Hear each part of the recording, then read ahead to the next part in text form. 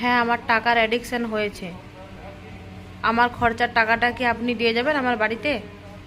কবে আমি পড়ানো ছাড়বো? কবে আমি কাজ করা ছাড়বো?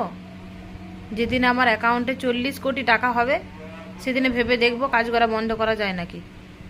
কোনো অসৎ পথে টাকা রোজগার করছি না, সৎ পথে টাকা রোজগার করছি।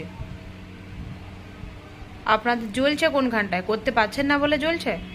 পরিশ্রম করুন না, মুখেতে এক মুখ তামাক নিয়ে লোকের পিছনে না লেগে।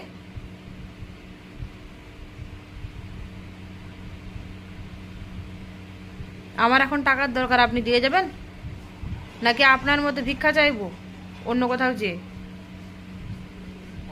নাকি বলবো যে আমার প্রতি দায়িত্ব পালন করেনি, কর্তব্য পালন করেনি, তার কাছে চাইলাম সে আমাকে দেয়নি? আমার লোকের কাছে চাওয়া স্বভাবে নাই, নিজে করব খাবো। যদি দম থাকে তো নিজে পরিশ্রম করে করুন।